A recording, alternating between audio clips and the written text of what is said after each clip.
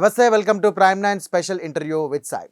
ఈరోజు స్పెషల్ ఇంటర్వ్యూలో భాగంగా ఆంధ్రప్రదేశ్లో మరో కీలక చర్చ మొదలైంది. ఆంధ్రప్రదేశ్ సివిల్ సర్వీసెస్ పెన్షన్ల నిబంధనలు 2026 చుట్టే వివాదం రగులుతోంది. పెన్షనర్లకు, ఉద్యోగులకు అన్యాయం చేసే నిబంధనలు ఉన్నాయంటూ కూడా పెన్షనర్ల సంఘాలు తీవ్ర ఆందోళన వ్యక్తం చేస్తున్నాయి. ఒకవైపు ప్రభుత్వం ఆర్థిక భారం తగ్గించాల్సిన అవసరం ఉందంటోంది. మరోవైపు జీవితాంతం సేవ చేసినటువంటి ఉద్యోగుల హక్కులు కాపాడాలని సంఘాలు డిమాండ్ చేస్తున్నాయి. అయితే అసలు ఈ 2026 నిబంధనల్లో ఏముంది? ఎవరికి నష్టం, ఎవరికి లాభం? ప్రభుత్వం స్పందించాలా, లేక మానవతా దృక్పథంతో మానవీయ కోణంలో ఆలోచించాలా? మరి ఈ పోరాటం మరింత వేడకనుందా? రైట్, ఇదే అంశానికి సంబంధించి ఈరోజు మన స్టూడియోలో పెన్షన్లకు సంబంధించినటువంటి అంశం మాట్లాడడానికి association of AP pensioners settled at Hyderabad సంబంధించినటువంటి జనరల్ సెక్రటరీ టీఎంబీ బుచ్చిరాజ్ గారు మనతో ఉన్నారు. వారితో మాట్లాడి మరి పెన్షన్లకు సంబంధించినటువంటి సమస్యలు ఏంటి, అసలు వారు ఏం కోరుకుంటున్నారు, దీనికి సంబంధించి కూడా ప్రభుత్వాలు ఎలాంటి నిర్ణయాలు తీసుకోవాలి, రిటైర్డ్ అయినటువంటి ఉద్యోగుల సమస్యలు ఏంటి అనే అంశాలకు సంబంధించి కూడా మాట్లాడడానికి మనతో ఉన్నారు. వారికి నమస్తే చెప్దాం. నమస్తే అండి బుచ్చిరాజ్ గారు. నమస్కారం అండి. వీక్షకులందరికీ కూడా నమస్కారం అండి. ఎలా ఉన్నారు? బాగానే ఉన్నాం సార్. ఏంటి సార్, మళ్ళీ పెన్షన్లకు సంబంధించి కూడా వేడెక్కుతా ఉంది. వాళ్ళకి సంబంధించినటువంటి హక్కులు కానివ్వండి, అలాగే వాళ్ళకి రావాల్సినటువంటి లాభాలు ఏవైతే అవి దానికి సంబంధించి కూడా తీవ్రమైన చర్చ జరుగుతుంది. మీరు అసలు పెన్షన్ల గురించి ప్రభుత్వాలు మానవతా కోణంలో ఆలోచించాలి ఫస్ట్ అండి. ఓకే, అదే పెన్షనర్ రూల్ సంబంధించి పెన్షన్లు ఎందుకు వస్తుందంటే 1982లో నకారే గారి సుప్రీంకోర్టు అత్యున్నత న్యాయస్థానం జడ్జిమెంట్ వల్ల పెన్షనర్కి హక్కుగాను పెన్షన్ వాళ్ళ బాధ్యత ప్రభుత్వం మీద ఇస్తూ ఆర్డర్ ఇచ్చింది. ఇచ్చిన తర్వాత మన ఆంధ్రప్రదేశ్లో కూడా 1980 ఏపీ ప్రైవేజ్ పెన్షన్ రూల్స్ ఇచ్చారు. దాని ప్రకారం ఏంటంటే రిటైర్ అయిన నాటికి ఎంత రిటైర్ అయ్యే పే ఉంటే దాన్ని 50% పైన ఇస్తారండి. 50% పైన ఇస్తారు. లైక్ ఫ్యామిలీ పెన్షన్ 30% అండి.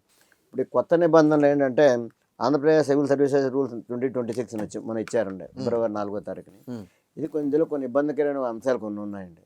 ఒకటి ఏంటంటే సర్వీస్ 33 ఏళ్ళకే కౌంట్ చేస్తూ ఉంటారు. 38 ఏళ్ళు సర్వీస్ చేసిన 33 ఏళ్ళకే కౌంట్ చేసే పరిస్థితి కనిపిస్తుంది ఇందులో.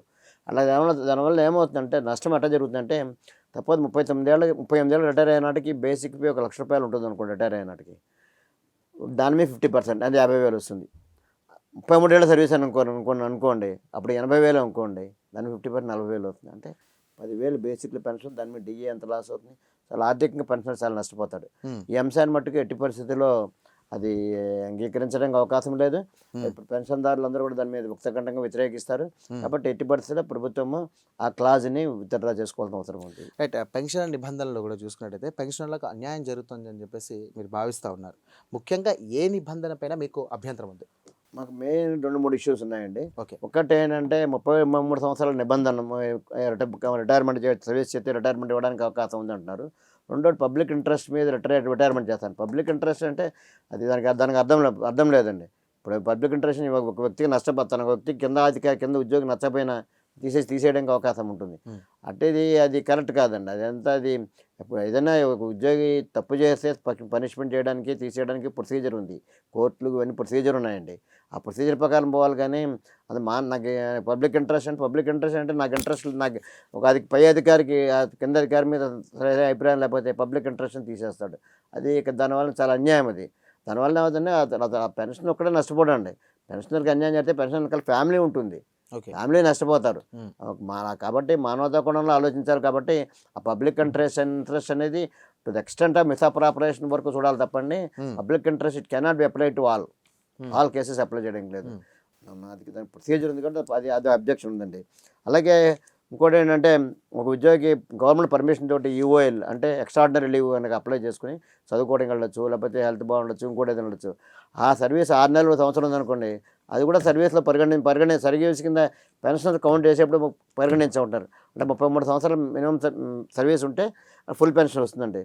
తప్పదు అతనికి ఒక సంవత్సరం పాటు ట్రైనింగ్ కానీ అట్లా వెళ్ళాడు అనుకో, ట్రైనింగ్ కానీ వెళ్ళడం కానీ లేకపోతే చదువుకుని వెళ్ళాడు అనుకోండి, గవర్నమెంట్ పర్మిషన్తో వెళ్తాడు. అప్పుడు ఏమైనా సంవత్సరం కన్సిడర్ చేయమంటే 32 ఏళ్ళు అంటే మళ్ళీ అందులో మళ్ళీ పెన్షన్ కట్ అవుతుంది. మళ్ళీ 33 సంవత్సరాలు కౌంట్ చేసేదానికి 1 లక్ష రూపాయలు వచ్చాడు. 32 సంవత్సరాలు మన ప్రపోర్షన్ దిగిపోతుంది, కింద తగ్గిపోతుంది. కాబట్టి ఈ సర్వీసుల్లో యూఓఎల్ కూడా ఖచ్చితంగా ఈ 1980 సర్వీస్ రూల్స్లో ఆ పెన్షన్ రూల్స్తో యూఓఎల్ కూడా కలుపుకొని సర్వీస్ కౌంట్ చేయమనింది. అది కౌంట్ చేయమనే విధానంగా ఇందులో మాట్లాడుతున్నారు. అది ఆ రూల్స్లో అది కరెక్ట్ కాదండి. అది అందుకనంటే ఇది 3 నిబంధనలు చాలా ఇబ్బందికరమైన నిబంధనలు. ముందు ఏంటంటే అసలు ఈ డ్రాఫ్ట్ ఇప్పుడు ఈ నిబంధనలు కొత్తగా తయారు చేయాల్సిన అవసరం ఏమవుతుంది అర్థం కల్లా. రెండు ఏంటంటే ఒకటి పెన్షన్ సర్వీస్ రూల్స్ ఉన్నాయి. ఒక రూల్స్లో కూడా ఏమవుతుందంటే ఒక ఉద్యోగి కనుక పెన్షనర్స్ ఇప్పుడున్న పెన్షనర్స్ 1998 ప్రకారం ఏంటంటే ఒక ఉద్యోగ డిసిప్లిన్ యాక్షన్ పెండింగ్లో ఉంటే అతను ప్రొవిజనల్ పెన్షనే శాంక్షన్ చేస్తారు. అంటే 80% దాకా 90% గవర్నమెంట్ ఇష్టం ఆధారపడి ఉంటుంది అది. అది పెన్షన్ డిసిప్లిన్ కేసు సెటిల్ అయిన తర్వాత మిగతా బ్యాలెన్స్ అనేది సెటిల్మెంట్ ఇవ్వడం లేకపోతే రికవరీ చేయడం, అతని కమ్యూటేషన్ గ్రాడ్యుయేట్ అవన్నీ రికవరీ చేయాలని ఆలోచిస్తారు. అసలు ఈ ప్రొవిజనల్ పెన్షన్ కూడా ఇప్పుడు దారుణమైన పరిస్థితి ఏంటంటే సంవత్సరాల తరబడి ప్రొవిజనల్ పెన్షన్ ఇస్తున్నారు. ఒక డిసిప్లిన్ కేసు తేలకపోవడం వలన ఒక 5-6 ఏళ్ళు తేలకపోతే 10 ఏళ్ళు తేలకపోతే 10 ఏళ్ళు ప్రొవిజనల్ పెన్షన్ ఉండడం అనేది ఏ విధంగా కరెక్ట్ అండి? 4 ఏళ్లలో ఫైనలైజ్ చేయాలి. మ్యాక్సిమం 4 ఏళ్లలో మొత్తం కేసు సెటిల్ అయిపోవాలి. అదే డిసిప్లిన్ కేసు ఇనిషియేట్ అయితే 2 ఏళ్లలో కంప్లీట్ చేయమని సర్వీస్ రూల్స్ ఉన్నాయి. కాండక్ట్ వాళ్ళకి విజిలెన్స్ సర్వీస్ వాళ్ళతో రూల్స్లో మాన్యువల్లో ఉన్నాయి. ఏదైనా డిసిప్లిన్ కేసు ఇనిషియేట్ అయితే 2 ఏళ్లలో కంప్లీట్ చేయాలి. కానీ రిటైర్ అయిందా కంప్లీట్ చేయాలంటే అంతకుముందే నాకు ఇనిషియేట్ చేసి ఉంటే అతని మీద డిసిప్లిన్ యాక్షన్ అది కూడా 2 ఏళ్ళని ముగించాలి. కానీ మరి 4 ఏళ్ళు తీసుకుని 4 ఏళ్ళు 6 ఏళ్ళు 8 ఏళ్ళు 10 ఏళ్ళు జరగట్లే. అదే చిన్న ఎగ్జాంపుల్ లాస్ట్ టైం మీకు చెప్పాం కదా ఒకటి, అది నెల్లూరు జిల్లాలో 2004లో అతను డిసిప్లిన్ కేసు ఇనిషియేట్ చేసి 2011 రిటైర్ అయ్యాడు, 12 చనిపోయినాడు, ఫ్యామిలీ పెన్షన్ సెటిల్ కాలేదు. 2026లో మీరు రిప్రజెంట్ చేస్తే సెటిల్ అయింది. అంటే వాట్ ఇస్ దట్ మీన్ అంటే ఒక ఫ్యామిలీ పెన్షనర్ యాక్చువల్గా పెన్షనర్ చనిపోతే కేసు ఎబేట్ అయిపోతుంది. దాని కేసు ఉంటే మొత్తం అన్నీ ఇచ్చేసేయాలి. ఆ ఇవ్వాల్సిన కూడా 12 నుంచి 26 దాకా 25 దాకా చేశారంటే 13 ఏళ్ళు చేశారంటే మరి ఈ విధంగా అన్యాయం కదండి. అందుకని అంటే గవర్నమెంట్ కూడా ఒక రూల్స్ పెట్టినప్పుడే ఏదైనా ప్రొవిజనల్ పెన్షన్ ఇంకో క్లాస్ పెట్టి ఉండాల్సింది. అసలు ప్రొవిజనల్ పెన్షన్ కనుక 2 ఏళ్ళ లోపల కన్నా ఇచ్చిన 2 ఏళ్ళ లోపల సెటిల్ కాకపోతే ఆ deemed to be closed, deemed to be abated అని ఒక క్లాస్ పెట్టుకోవాలి. అది పెడితే పెన్షన్ ఉపయోగం ఉంటుందండి. ఆ క్లాస్ పెట్టాలండి. అంతేకాకుండా ఈ పెన్షనర్స్కి మటుకు యూఎల్ ట్రీట్ చేయమని, సర్వీస్ కౌంట్ సర్వీస్ అయితే ఫుల్ సర్వీస్ కౌంట్ చేయం, పర్మనెంట్ వరకు కౌంట్ చేస్తామని, అలాగే మళ్ళీ ఫ్యామిలీ పెన్షన్ ఇవన్నీ రిస్ట్రిక్షన్ పెడతామని. ఇవి రిస్ట్రిక్షన్ అవసరం లేదు. దీనివల్ల వెనకాల ఫ్యామిలీకి వచ్చే ఆర్థిక స్తోమత దెబ్బతింటుంది. ఓకే, ఎందుకంటే ఇది బేస్ చేసుకునే మళ్ళీ కమ్యూటేషన్ ఉంటాయి, కమ్యూటేషన్ క్యాలిక్యులేషన్ ఉంటుంది. అలాగే డిఏ వచ్చే పర్సంటేజ్ తగ్గిపోతుంది. ఓకే, చాలా నష్టపోతారు. రైట్, కొత్తగా రిటైర్ అవుతున్నటువంటి పరిస్థితి ఏమనుకోవచ్చు, వారి పరిస్థితి ఎలా ఉండబోతుంది అసలు యాక్చువల్ నిబంధనల వల్ల? ఈ నిబంధనల వల్ల ఏమవుతుందంటే ఇప్పుడు ఒక ప్రభుత్వంలో పనిచేసినవాడు ఆ గవర్నమెంట్ ఫేవర్గా పనిచేశాడు అనుకున్న ఈ గవర్నమెంట్ వాళ్ళు భావించారు అనుకోండి, వాడి గవర్నమెంట్ వాళ్ళని తీసేయడానికి అవకాశం ఉంటుంది, టు బి ఫ్రాంక్ చెప్పాలంటే. కానీ అది కోర్టుకి వెళ్తే అది వేరే సంగతి. కాకపోతే ఏంటంటే ఇప్పుడు ఏంటంటే పై అధికారి నచ్చపోతే కింద అధికారిని తీసేయడం అవకాశం ఉంది. ఇట్లా మెరిసీ మీద డిపెండ్ అవ్వాల్సిన ప్రభుత్వం ఒక రిక్రూట్మెంట్ ద్వారా వచ్చిన వ్యక్తిని మెరిసీ మీద డిపెండ్ అయ్యే స్థాయికి లాస్ట్లో తేడం అనేది అది చాలా అన్యాయమైన పరిస్థితి. అటువంటి ప్రభుత్వం వాళ్ళ వర్గం ఆలోచించుకోవడం. ఉద్యోగి కూడా మనిషే, తప్పు చేస్తాడు, తప్పు చేసిన దండించడం కూడా దానికి లిమిట్ ఉండాలి. రిటైర్ అయిన తర్వాత సంవత్సరాల తరబడి కేసులు సెటిల్ చేయకపోవడం, అలాగే తొందరగా రిటైర్ చేసేయాలని ఆలోచన ఉండడం. ఇప్పుడు 39 ఏళ్ళు సర్వీస్ ఉందండి, 39 ఏళ్ళకి వాళ్ళ పిల్లలు ఆ టైం పెళ్ళికి 24 ఎదిగి వస్తారు అనుకోండి. 33కి రిటైర్ చేస్తే మరి 6 ఏళ్ళు ఆ పిల్లలు చదువులు అవన్నీ వాళ్ళ పోషణ అట్లా ఆర్థికంగా ఎట్లా నిలదొక్కుంటాడు? కాబట్టి ఏంటంటే ప్రభుత్వం ఆ కోణంలో ఆలోచించాలి తప్ప ఈ కొత్తగా ఇప్పుడు రూల్స్ పెట్టాల్సిన అవసరం అయితే లేదని మేము భావిస్తున్నాం. మీరు రూల్స్ పెట్టదలుచుకుంటే ఒకరు కొత్తగా పాజిటివ్గా పెట్టాలి. ఏంటంటే ప్రొవిజనల్ పెన్షన్ కూడా 2 ఏళ్ళ లోపల 2 ఏళ్ళ వరకు ఇవ్వాలి. ఈ లోపల కేసు కనుక సెటిల్ చేయకపోతే ఆ కన్సర్న్ ఎంక్వైరీ ఆఫీసర్ మీద చర్య తీసుకోవాలి ఖచ్చితంగా. రైట్, అయితే దీనికి సంబంధించి కూడా డియరెన్స్ అలవెన్స్కి సంబంధించి కూడా లెక్కింపులో మార్పులు ఉన్నాయా? అసలు ఉంటే అవి ఎలా నష్టపరుస్తాయి? ఇప్పుడు డిఏ ఉంది. ఇప్పుడు డిఏ ఎట్లా ఉంటుంది అంటే 100 రూపాయల మీద 20% అనుకోండి. ఓకే, 100 రూపాయలు 20% 20 రూపాయలు వస్తుంది. వీళ్ళు 33 సంవత్సరాలకి అన్నారనుకోండి, 60 రూపాయలు బేసిక్ అవుతుంది. 60 రూపాయలు బేసిక్ అవుతుంది. 60 రూపాయలు 20% ఎంత అవుతుంది? 12 రూపాయలు అవుతుంది. అంటే ఎంత నష్టపోతున్నాడు? 8 రూపాయలు నష్టపోతున్నాడు. మరి ఆర్థికంగా చాలా నష్టపోతుంటాడు. ప్లస్ అతనికి రావాల్సిన ఎరియర్స్ నష్టపోతుంటాడు. అందుకనే ఇతను ఆర్థికంగా చాలా నష్టపోతాడు. అసలు ఇప్పుడున్న పరిస్థితులు ఎలా ఉందంటే ప్రభుత్వం పెన్షన్కి రావాల్సిన డబ్బులే ఇవ్వట్లే. మొన్న ఒక విడత ఇచ్చారు 17/2018 నుంచి 31/2020 దాకా అని. ఆ డబ్బులే సగం మందికి వచ్చి సగం రాలే. అంత అగమ్య గోచరంగా ఉంది. అసలు పరిస్థితి ఎట్లా ఉందంటే ఆ పెన్షనర్స్కి డబ్బులు ఏమి రావాలో ఎప్పుడు వస్తాయో అంత కన్ఫ్యూజన్ స్టేట్లో ఉంది. అంటే తెలియని పరిస్థితిలో ఉంది. అందుకని ప్రభుత్వాలను మేము కోరేది ఏంటంటే అసలు పెన్షనర్ రావాల్సిన డిఏలు కానీ పిఆర్సీ వేతన బకాయిలు కానీ మీరు పే స్లిప్లో మెన్షన్ చేయండి. మెన్షన్ చేయకపోతే పెన్షనర్ చనిపోయినా సరే పెన్షన్ వారసులు మా నాన్నకి ఇంత రావాలి, మా నాన్న తరపున ఇంత రావాలని అడగడానికి అవకాశం ఉంటుంది. అది రెగ్యులేట్ అవుతుంది. అసలు ఇవన్నీ ప్రభుత్వం ఈ సైడ్ నుంచి ఆలోచించకుండా కొత్త రూల్స్ పెడతా ఉంటున్నారు. అది ట్రెజరీ ఒక రూపాయి పాస్ కావాలన్నా CM government finance secretary permission కావాల్సి వస్తుంది. మరి డైరెక్టర్ ఆఫ్ ట్రెజరీస్ డిపార్ట్మెంట్ ఉంది, డైరెక్టర్ ఆఫ్ ట్రెజరీస్ ఉండి మరి అంత పెద్ద డిపార్ట్మెంట్ హెచ్ఓడి ఉండి ₹1 కూడా డ్యూటీగా శాంక్షన్ చేయని పరిస్థితులు ఉంటే మరి ఆ డిపార్ట్మెంట్ ఎందుకు నాకైతే అర్థం కాలేదు. అదే మరి ఎందుకు చేస్తున్నారో అర్థం కావట్లేదు. అలాగే ఇప్పుడు నేను అదే గవర్నమెంట్ కూడా మేనిఫెస్టోలో ఏం చేశారు, పెన్షనర్ డైరెక్టరేట్ పెడతా ఉన్నారు. పెన్షనర్ డైరెక్టరేట్ పెడితే మాకు అన్ని సింగిల్ విండోలో సెటిల్ అయిపోతాయి. మెడికల్ బిల్స్ అన్నీ కూడా ఇప్పుడు మేము మెడికల్ బిల్స్ ఇవ్వాలనుకున్నాం, ఎక్కడో రిటైర్ అవుతే అక్కడ ఇవ్వాల్సి వస్తుంది. అలా కాకుండా పెన్షనర్ డైరెక్టరేట్ పెడితే పెన్షనర్ డైరెక్టరేట్ మేము సబ్మిట్ చేసుకుంటాం. సబ్మిట్ చేసుకుని అది కూడా వాళ్ళ దగ్గర రికార్డులు CFMS అన్నీ వాళ్ళ దగ్గర ఉంటాయి. పెన్షన్ పేమెంట్ ఆర్డర్లు వాళ్ళ దగ్గర ఉంటాయి. దాని ప్రకారం ఆధారైజ్ చేసుకుని EHS పంపించుకొని అక్కడి నుంచి జరిగితే సరిపోతుంది. ఇప్పుడున్న పరిస్థితి ఎట్లా ఉందంటే ఒక పెన్షనర్ కనుక మెడికల్ బిల్ క్లెయిమ్ చేయాలంటే ఎక్కడ రిటైర్ అయ్యానో అక్కడ ఇవ్వాలి. అండ్ సపోజ్ ఏదో చిన్న అక్కడ నెల్లూరులో ఒక చిన్న మండలంలో రిటైర్ అనుకోండి, ఆ మండలం ఆఫీస్లో ఇవ్వాలి. మండల ఆఫీస్ నుంచి జిల్లాకి రావాలి, జిల్లా నుంచి హెచ్ఓడికి రావాలి, హెచ్ఓడి నుంచి EHS రావాలి, ఎన్టీఆర్ వైస్ సెక్రటరీస్ రావాలి. ఇక్కడ స్క్రూటినీ చేసి మళ్ళీ ఇదే ఆర్డర్లో కిందకి పంపించాలి. ఇది అక్కడి నుంచి మళ్ళీ బిల్లు జిల్లాలో. ఎంత అన్యాయం ఉండేది. ఒక పెన్షనర్ మెడికల్ బిల్ కావాలంటే ₹30,000 మెడికల్ బిల్ కావాలంటే సంవత్సరం జరగాల్సి వస్తుంది. అందుకనండి పెన్షనర్ డైరెక్టరేట్ అని పెట్టమంటున్నాం. పెన్షనర్ డైరెక్టరేట్ పెట్టడం చాలా అవసరం ఉంది. ప్రభుత్వం కూడా మీరు ఎలక్షన్ ముందు అడిగితే కూడా ప్రభుత్వం కూడా ఈ కూటమి ప్రభుత్వం కూడా మేనిఫెస్టో కూడా పెట్టారు వాళ్ళు, మేము పెన్షనర్ డైరెక్టరేట్ పెడతామని. పెట్టుంటే ఈ ప్రాబ్లం ఉండదు కాదు, పెన్షనర్ చెప్పుకోవడానికి అవకాశం ఉంటుంది. ఇప్పుడు ఏమైందంటే ఉద్యోగ సంఘాలకు ఇబ్బందులు వేరు, పెన్షనర్స్కి ఇబ్బందులు వేరు. పెన్షనర్స్ ఇబ్బందులు ఏమంటే పెన్షనర్ చనిపోతే ఈవెన్ అంత్యక్రియల డబ్బులు రావాలన్నా కూడా 4 నెలలు పడుతున్నాయి. మరి అది ఏ విధంగా కరెక్ట్ అవుతుందండి? రైట్. అయితే ఫ్యామిలీ పెన్షన్ విషయంలో ఏమైనా పరిమితులు పెట్టారా? ఈ యొక్క మీరు ఇప్పుడు ఫ్యామిలీ పెన్షన్ పరిస్థితులు ఇప్పుడేమో 30% ఫ్యామిలీ పెన్షన్ ఉందండి, 30% ఇస్తారండి. ఓకే. ఇప్పుడు ఈ కొత్త నిబంధనలో దాని గురించి స్పష్టత ఇవ్వాలి. ఓకే. గతంలో 30% అవుతుంది, ఇప్పుడు రాబోయే దాంట్లో మాత్రం ఖచ్చితంగా స్పష్టత ఇవ్వాలంటే అంతే ఉండాలండి, అదే ఉండాలి మా ఇదండి. ఓకే. గ్రాట్యుటీ కానీ కమ్యూనికేషన్స్ కానీ సంబంధించి కూడా అంశాల్లో కోతలు ఉన్నాయనే ఆరోపణలు చాలా ఉన్నాయి. దాని మీద మీ అభిప్రాయం ఏంటి? గ్రాట్యుటీ మీద యాక్చువల్గా ఏంటంటే ప్రతి PRCలో వచ్చినప్పుడు గ్రాట్యుటీ పెరుగుతుందండి. 17/2018 నుంచి కొత్త PRC ఇచ్చినప్పుడు అందరికీ ఆ PRC రికమెండేషన్ పెన్షనర్స్ అందరికీ 16 లక్షలు వాళ్ళని ఇచ్చారు. కానీ వీళ్ళు గవర్నమెంట్ PRC రికమెండేషన్ ఫైనలైజ్ 22లో ఫైనలైజ్ చేశారు. ఈ 4 ఏళ్ళలో రిటైర్ అయిన వాళ్ళకి 12 లక్షలు ఇచ్చారు, 22 నుంచి రిటైర్ అయిన 16 లక్షలు ఇచ్చారు. అంటే ఒకే PRCలో రిటైర్ అయిన వాళ్ళకి డిఫరెన్స్ ఇచ్చారు. దీనివల్ల ప్రతి పెన్షనర్ సుమారుగా అంటే 2018 నుంచి 22 దాకా రిటైర్ అయిన ఈ 4 ఏళ్ల పీరియడ్లో రిటైర్ అయిన వాళ్ళందరికీ ఒక్కొక్కరికి ₹4 లక్షలు నష్టం జరిగింది. ఇది చాలా ఒక వ్యక్తికి ఒక పెన్షనర్కి 4 లక్షలు అన్యాయం జరిగిందంటే ఎంత బాధాకరంగా ఉంటుందండి. మరి అలాగే ఈ కమిటేషన్ గురించి చెప్పాలంటే గవర్నమెంట్ 40% కమిటేషన్ అనేది యాక్చువల్లీ అడ్వాన్స్. అసలు పెన్షన్కి 40% దాకా కమిటేషన్ తీసుకోవచ్చు. లాస్ట్ పేట్రాన్ మీద 40% అది పెన్షన్ సెటిల్ అయింది 50%, 50,000 సెటిల్ అయింది అనుకోండి పెన్షన్, దాని మీద 40% దాకా కమిటేషన్ తీసుకోవచ్చు. అంటే 20,000 తీసుకోవచ్చు అనుకోండి. 20,000ని మళ్ళీ రికవరీ 15 నెలలు రికవరీ చేస్తారు, విత్ ఇంట్రెస్ట్ రికవరీ చేస్తున్నారు. కానీ యాక్చువల్ రికవరీ 10 years 8 months అయిపోతుంది, విత్ ఇంట్రెస్ట్ కూడా 12 ఏళ్ళు. 12 ఏళ్ళు దాటి ఎక్కువ ఉండకూడదు, 3 ఏళ్ళు అదనంగా కడుతున్నారు. అంటే దీనివల్ల ప్రతి పెన్షన్ కూడా 3-4 లక్షలు ఎక్స్ట్రా నష్టపోతున్నాడు. అంటే ప్రభుత్వం ఇచ్చిన డబ్బులు కంటే ఇంట్రెస్ట్ పోగా ఇంకా 3-4 లక్షలు ఎక్స్ట్రా కడుతున్నాడు గవర్నమెంట్. ఇది అన్యాయము. దీన్ని ఖండించాలి. ఆల్ ఓవర్ స్టేట్ యొక్క ప్రజలు బట్టి గొడవ చేస్తున్నాము. గుజరాత్లో లాస్ట్ ఇయర్ 13 yearsకి చేశారు. ఆంధ్రప్రదేశ్లో కూడా 12 ఏళ్ళు చెప్పని అడుగుతున్నామండి.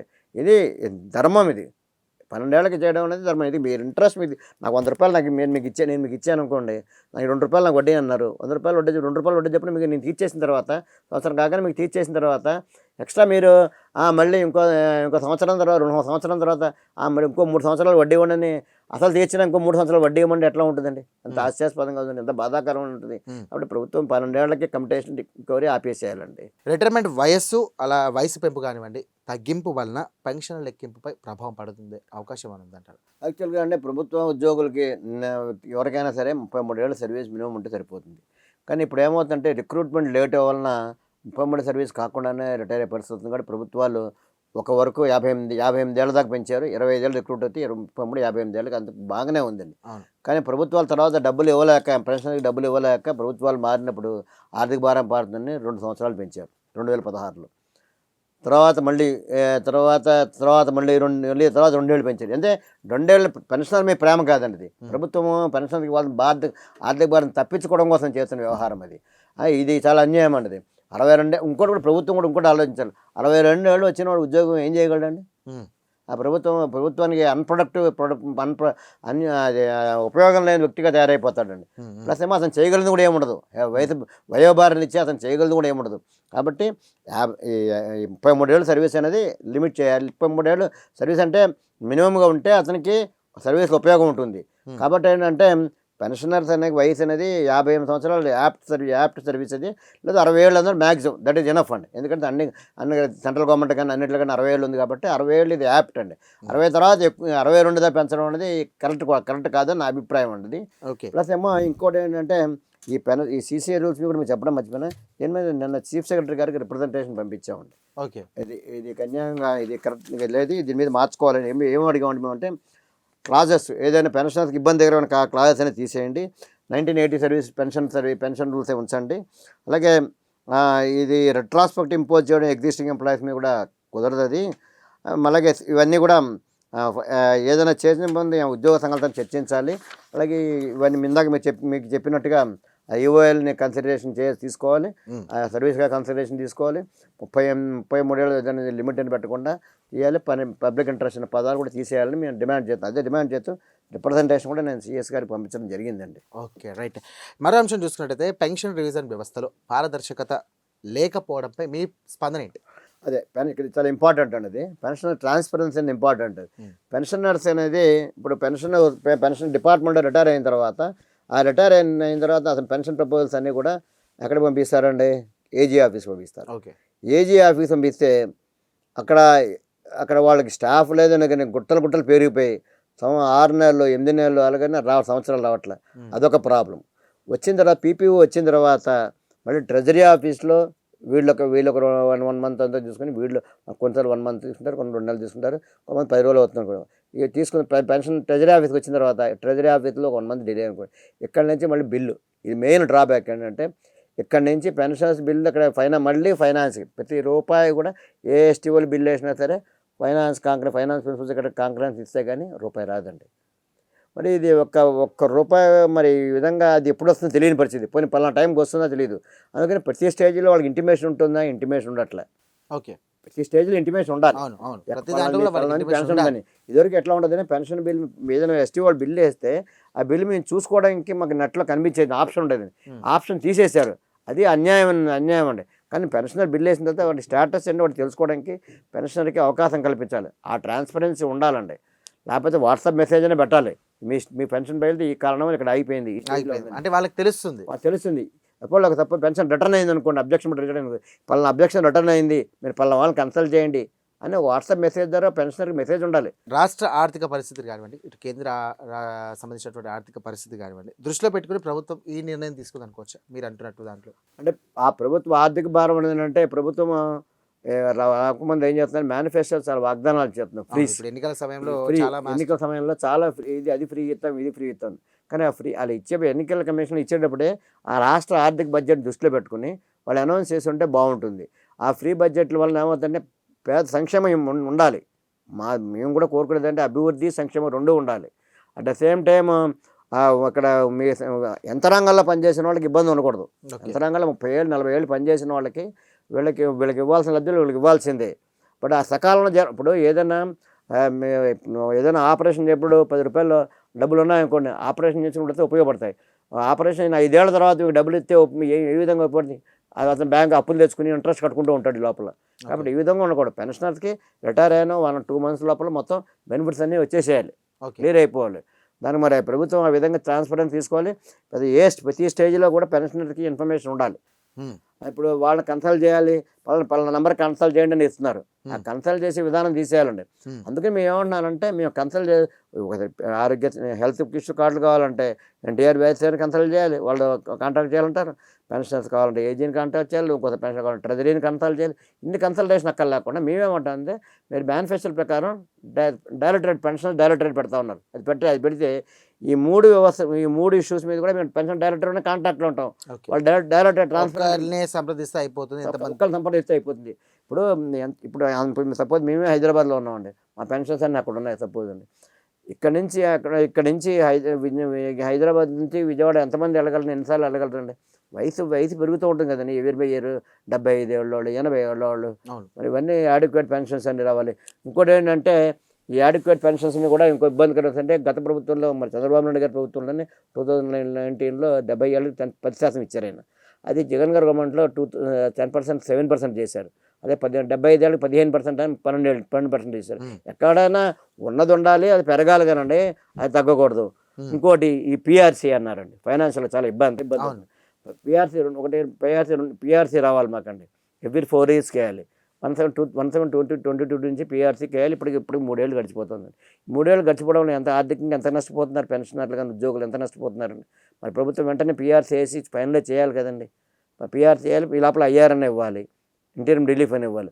అవి ఇవ్వకుండా కూర్చోబెడితే మరి ఏంటి పరిస్థితి, ఏం అసలు ఉద్యోగులు అసలు మరి అదే ఎమ్మెల్యేలు వాళ్ళ జీతాలు కావాలంటే అసెంబ్లీలో పాస్ చేసుకుని పాస్ ఇచ్చేస్తున్నారు. వేరే ఉద్యోగులకు వచ్చేసరికి ఏమవుతుంది, పిఆర్సీ కమిషన్ వేయాలన్నారు. ఆ కమిషన్ రిపోర్ట్ 2 ఏళ్ళు పడుతుంది, 3 ఏళ్ళు పడుతుంది.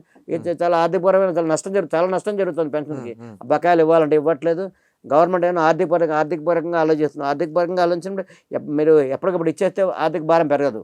ఎప్పటికప్పుడు ఇవ్వకపోవడం వల్ల ఆర్థిక భారం వేల కోట్లు పెరిగిపోయింది. 30,000 కోట్ల రూపాయలు ఆంధ్రప్రదేశ్లో పెన్షన్లు కానీ ఉద్యోగులు వాళ్ళ పరిస్థితి వచ్చింది. గత ప్రభుత్వంలో వాళ్ళకి ప్రాపర్ ఆర్థిక విధానం పాటించలేదు కాబట్టి, క్రమశిక్షణ పరమైన పాటించలేదు కాబట్టి ఈ పరిస్థితి వచ్చింది. రైట్. మరో అంశం చూసుకున్నట్టయితే పెన్షనర్ల సంఘాలతో ఇప్పటివరకు ప్రభుత్వం చర్చలు జరిపింది. ఒకవేళ జరిపితే కనుక మీరు వారి ముందే పెట్టేటువంటి డిమాండ్స్ ఏంటి? మొట్టమొదటిగా పెన్షన్ సంఘాలతో డిమాండ్ పెట్ట అన్ని సంఘాలు కొందరు రికగ్నైజ్డ్ అంటున్నారు. రికగ్నైజ్ కాకుండా అన్ని పెన్షన్ సంఘాలతో మీరు పిలవండి. ఉద్యోగస్తులు వేరే పిలవండి, పెన్షన్ సంఘాలు వేరే పిలవండి. పిలిచి మీటింగ్ పెట్టినప్పుడు మీ పెన్షన్ సంఘం మేము చెప్పేది ఏంటంటే ఒక 4 ఇష్యూస్ చెప్తామండి. ఒకటి, ఇదే పెన్షన్ రూల్స్ ఉండాలి, 1980 పెన్షన్ రూల్స్ ఉండాలి. కమిటేషన్ అనేది, రికవరీ అనేది 12 ఏళ్ళకే లిమిట్ చేయాలి. అలాగే బాకీలన్నీ కూడా ఎంత ఇవ్వాలని పే స్లిప్లో మెన్షన్ చేయాలి, ఇమీడియట్గా మెన్షన్ చేయాలి. ఈ బాకీలకి కాలపరిమితి నిర్ణయించాలి, ఎంతకాలం పే చేస్తామని గవర్నమెంట్ ఇన్సూరెన్స్ ఇవ్వాలి. ప్లస్ పెన్షన్ డైరెక్టరేట్ ఏర్పాటు చేయాలి. ఈ 5 డిమాండ్లు ప్రభుత్వం ముందు మేము పెట్టడం జరుగుతుందండి. మమ్మల్ని పిలిచి చెప్పినప్పుడు అదే డిమాండ్ మేము రాయడం కూడా జరిగిందండి. కానీ ప్రభుత్వం ఈ విధంగా ఈ కోణంలో ఆలోచించాలని మేము కోరుతున్నామండి. రైట్. ఇది నిజంగా ఆర్థిక సంస్కరణ లేక పెన్షనర్ల హక్కు సంబంధించి కోతేనా అనుకోవచ్చా? ఇది ఆర్థిక సంస్కరణతే కాదండి. ఇదేంటంటే క్రమశిక్షణ పేరుతోటి పెన్షన్లు దెబ్బ కొట్టాలని ఆలోచిస్తున్నారు తప్పండి. ఈ క్రమశిక్షణ చర్యలకి పెన్షన్ ఇవ్వడానికి సంబంధమే లేదు.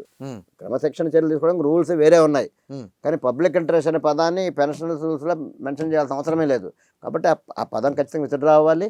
33 years సర్వీస్, వాటి సర్వీస్ రిటైర్ అయింది. గవర్నమెంట్ ఎంతవరకు రిటైర్మెంట్ డేట్ ఇచ్చిందో అంతవరకు రిటైర్మెంట్ చేసినప్పుడు అంతవరకు వచ్చిన పెన్షన్ క్యాలిక్యులేట్ చేసి ఆ రోజుకున్న జీతం బేసిక్ మీదే పెన్షన్ ఇవ్వాలి తప్ప 33 ఏళ్ళ తర్వాత కౌంట్ చేయమంటే కుదరదండి. ఇది రైట్. అది లాస్ట్ కోర్టుని ఆశ్రయించే అవసరం ఆ స్టెప్ ఎప్పుడు తీసుకోబోతుంది? ఎప్పుడైనా నష్టం జరిగితే కోర్టుకి డెఫినెట్గా వెళ్ళాల్సి వస్తుందండి. నష్టం జరిగినప్పుడు డెఫినెట్గా వెళ్ళాల్సి వస్తుంది. ఇప్పుడు ఆల్టర్నేటివ్ ఏముందండి? ప్రభుత్వం ఇవ్వాలి. చాలా మంది కోర్టుకి వెళ్ళారు. ఆ డిఫరెన్స్ ఆఫ్ అమౌంట్ 4 లక్షలు ఇవ్వలేదని చాలా మంది కోర్టుకి వెళ్ళారు. ఒకటి 170 ఇది గ్రాట్యుయేట్ డిఫరెన్స్ అమౌంట్ 12 లక్షలు 170,2018 నుంచి 22 దాకా మధ్య రిటైర్ అయిన వాళ్ళకి 16 లక్షలు ఇవ్వకుండా 12 లక్షలు ఇచ్చారు. ఆ 4 లక్షల డిఫరెన్స్ ఇవ్వాలని కోర్టుకి వెళ్ళారు. కోర్టు కూడా ఇవాళ ఎప్పుడో చార్ట్లు కూడా ఎంప్లాయీస్ పెన్షన్ ఫేవర్ కానీ రావచ్చని ఎక్స్పెక్ట్ చేస్తున్నాం మేము. ఇప్పుడు ఇవన్నీ కోర్టులు వేసి కౌంటర్లు వేసి ఇవన్నీ ఇబ్బంది పడ్డాం కంటే గవర్నమెంట్ పెన్షనర్స్ ఇబ్బంది పెట్టాల్సిన అవసరం ఏముందండి? రైట్. చివరిగా రాష్ట్ర ప్రభుత్వానికి మీ చివరి విజ్ఞప్తి ఏంటి? అలాగే యువ ఉద్యోగులకు రిటైర్ అవుతున్నటువంటి వారికి మీరు ఏం సందేశం ఇస్తారు? సార్, నేను ఫైనల్గా ప్రభుత్వానికి వద్దంటే 60 సంవత్సరాలు అనేది రిటైర్మెంట్ అయితే పెంచితే సరిపోతుందండి. 62 అనేది సహేతుకంగా కాదని నేను భావిస్తున్నానండి.